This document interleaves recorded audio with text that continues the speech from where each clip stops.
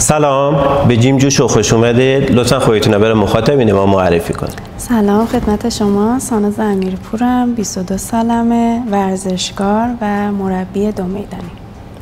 خانم امیری‌پور، قهرمانی‌های زیادی دارید. عناوین شاخص قهرمانیتون رو برامون بگید. خب من رکورددار 100 متر نوجوانان ایرانم و مقام سوم 200 متر بین‌المللی دارم.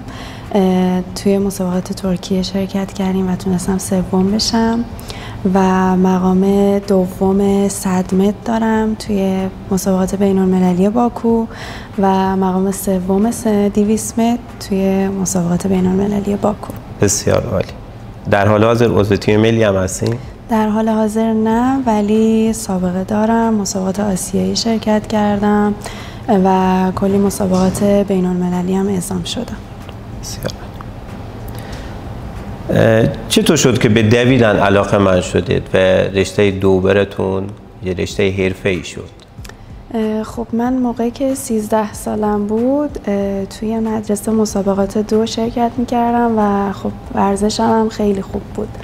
معلم ورزشم خانم اکبرزاده به من گفتن که برو ورزشگاه شهید نصیری، اونجا یه مربی هست از تو تست بگیره، شاید بتونی کاری انجام بدی توی اون ورزش.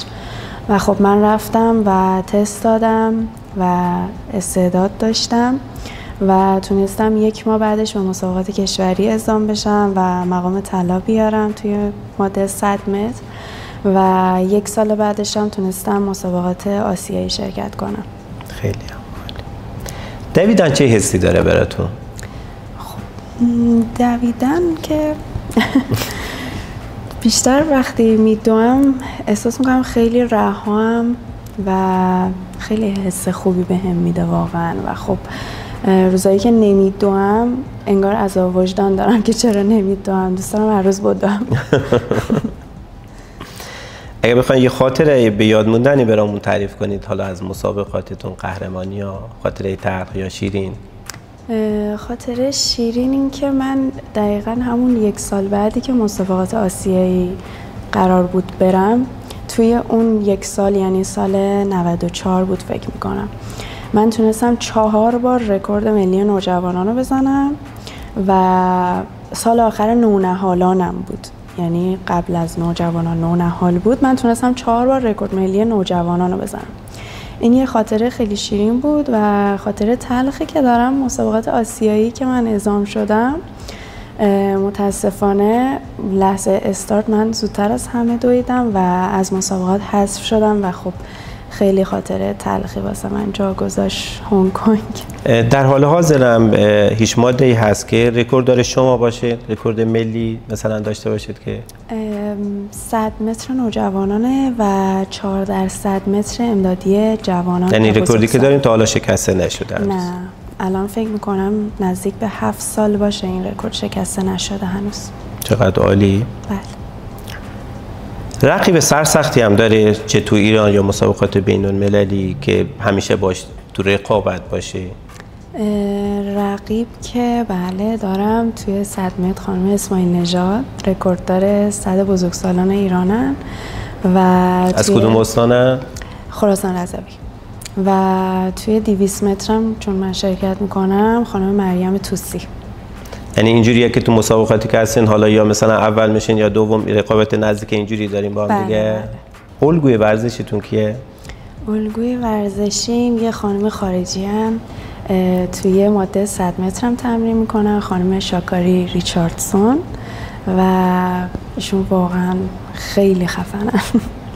اگر یه روز بخواید یه شخصیت معروف، یه سلبریتی مثلا دعوت کنید، از ایشون دعوت میکنید که باهاشون بدو این دوتایی مسابقه بدین یا نه؟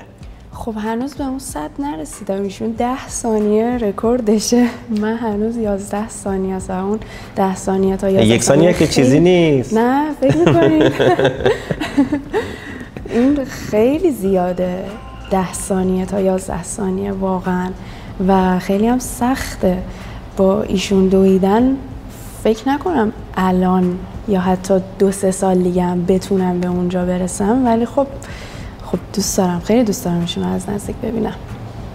برای که بتونید یه رکورد بهتری بزنین فقط تمرینات ورزشیه یا علاوه روحی، علاوه فکری اینا هم نیاز هست که خب بله خیلی تاثیر داره، مخصوصا این که من سرعتی هستم و خب بیشتر ذهنم به کارم میاد، چون اون لحظه استارتی که من میشینم تمام افکارم باید کنترل بشه، استرسم باید کنترل بشه و واسه همین من با یک مشاور همیشه در ارتباطم و در کنارش تغذیه درستی باید داشته باشم.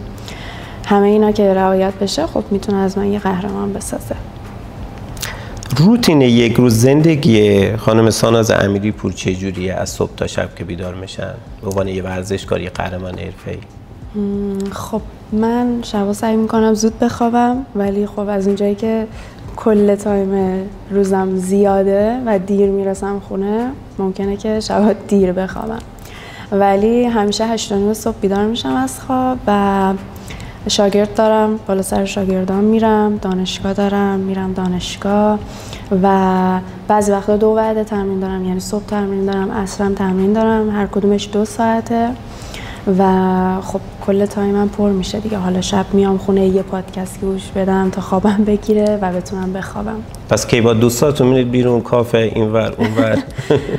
والا من وقت واسه اون زیاد ندارم، ولی خب باید یه خورده ذهنم هم آزاد باشه، میرم حالا یه فکر کنم اینجوریه که دوستاتون اکثرا میگن خب سانازا بی خیالش، او که دنبال مسابقه یا مثلا تمرینه خودمون بریم اینور.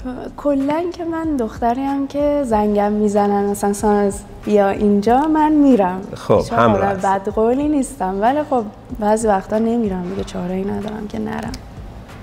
2 موضوع جالب راجع به شما کاشف عمل اومده. غذای مورد علاقتون پلو ماسته، درسته؟ بله. و از تراپی هم به شدت از فست فود بیزار هستید. اینا علت خاصی داره این 2 مورد یا نه؟ نه من کلا از بچگی پلو ماست خیلی دوست داشتم، یعنی یه خاطره جالب بخوام بگم، من هر موقع تو خونه ماست نبوده میرفتم از همسایه ها با یه کاسه بودم ماست به من بدید، من باید ماست بخورم با غذا. یعنی حتی من تخم مرغ با ماست می‌خوردم، اینقدر من عاشق ماست بودم. ولی فست فود دوست ندارم و کیک دوست ندارم، بیسکویت دوست ندارم، آب ندارم. اینا رو یعنی از کلا دوست نداشتید یا به خاطر اون روتین غذایی و کلا دوست ندارم؟ مثلا تولدم هم که چیزای خوبی یا دوست ندارید به نفعت؟ کیک تولدم رو نمیخورم چون دوست ندارم. دیگه در این حد؟ آره دیگه. اصلا بهم میگم بخور، من اصلا میگم نمیخوام. یه موضوع جالب دیگه این که میگم وقتی میخوایم شما شبا بخوابید کلا اتاق با تاریک باشه، هیچ روزنه نوری نباشه. فوبیایی چیزی دارین یا نه این؟ نه نمیدونم چرا، ولی تاریکی رو خیلی دوست دارم. بعد چرا اون وقت صبح که بیدار میشه پرده ها رو کنار میزنید و بقیه رو از خواب بیدار میکنه؟ همه باید بیدار شن، وقتی من بیدار میشم همه آره دیگه هیچ که حق خوابیدن نداره. به تازگی یه آکادمی فیت رو راه اندازی شده که دیدم شما هم عضوی از اون هستین. این فیت رو قراره چه کاری انجام بده؟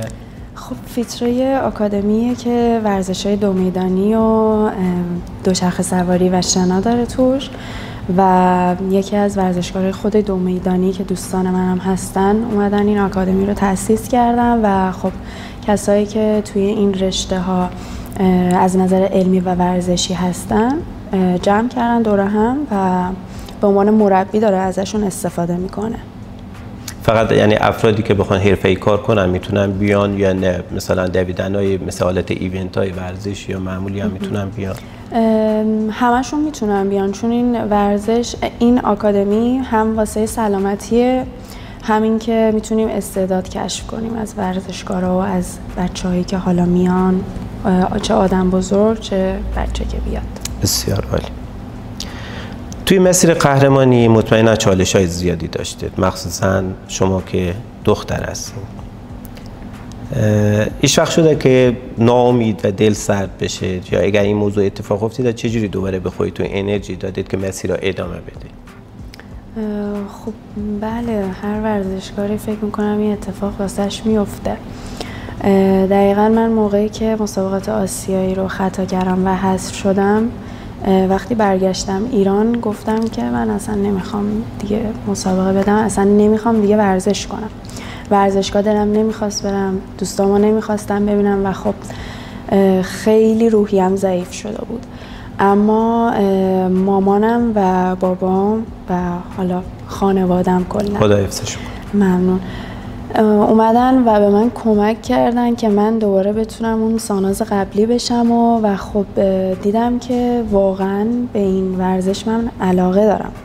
اگر نخوام ورزش کنم خب ممکنه که خیلی ضربه بزرگی بخورم و به من کمک کردن و من تونستم که دوباره اون روپا بشم و گفتم که پس هنوز باید ادامه بدم. خدا را شکر. تعریف شما از دختر موفق چیه؟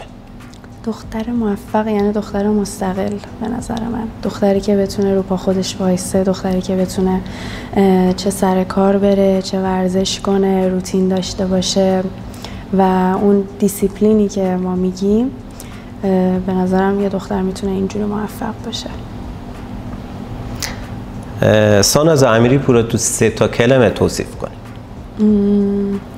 سرعت، روحیه قوی و دختر مستقل. عالی. سقف آرزوی ورزشیتون کجاست؟ المپیک دیگه. المپیک. انشاءالله.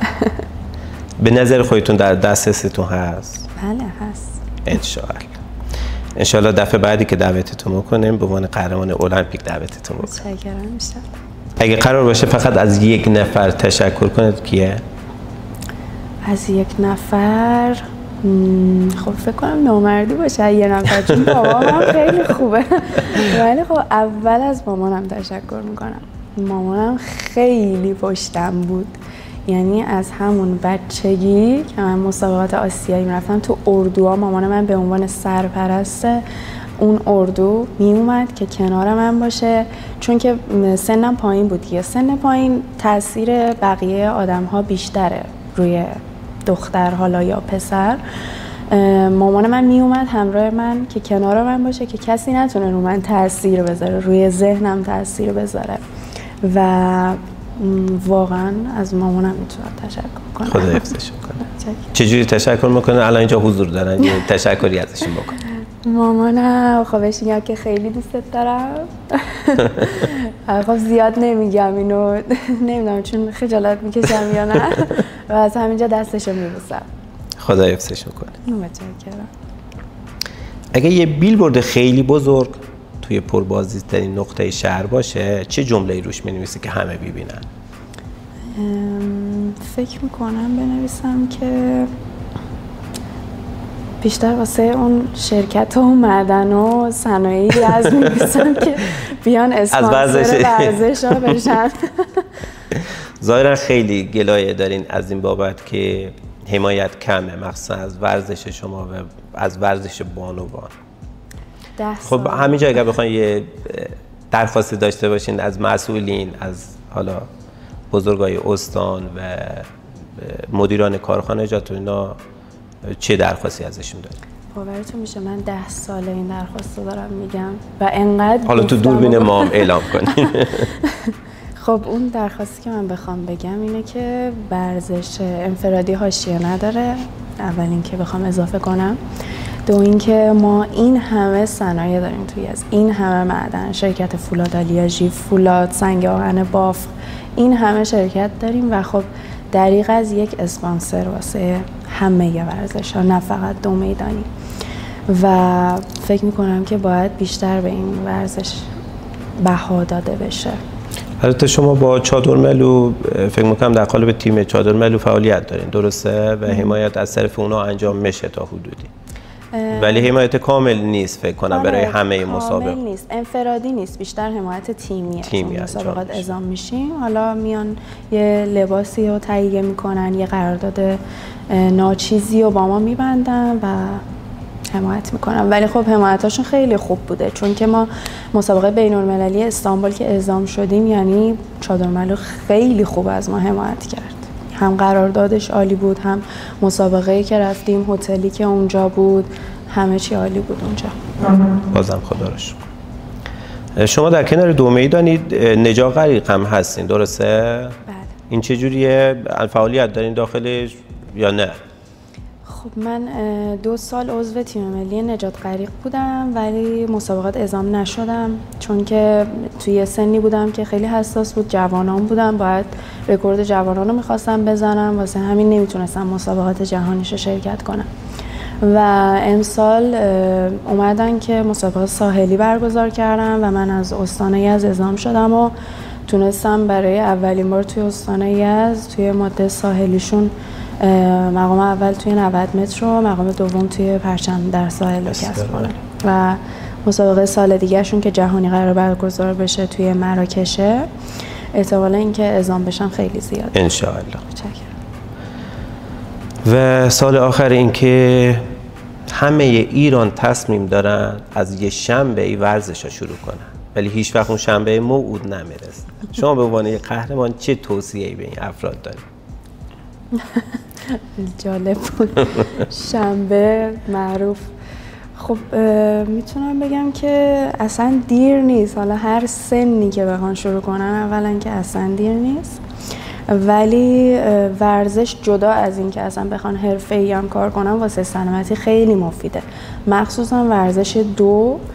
خب پیاده روی برای افرادی که سنشون بالاست، حالا سنشون پایینه، هرچی فکر میکنم که واسه سلامتی خیلی مفیده و تقاضا دارم از مردم استانمون که بیان ورزش کنن در کنار ما باشن انشاءالله. خانم امیری‌پور شما یزدی هستین اصالتاً یا نه؟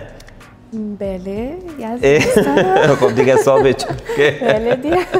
خیلی هم راجع به این موضوع من هیت گرفتم که شما یزدی نیستید ولی من یزدیم، لهجه‌شم بلدم. خیلی هم خوش هستم. ماشاءالله به شما. متشکرم. باعث افتخار از قهرمانایی مثل شما و بقیه قهرمانا. مرسی از حضور گرم پر انرژیتون توی برنامه ما. به رسم ادب یه پکیج سلامتی از طرف اسپانسر برنامه فروشگاه حاجت‌دار یزدی تقدیمتون بشه. ان شاءالله که نوش جان کنه تو لذت ببرید. مرسی. شما سلامت باشید. متشکرم. مرسی.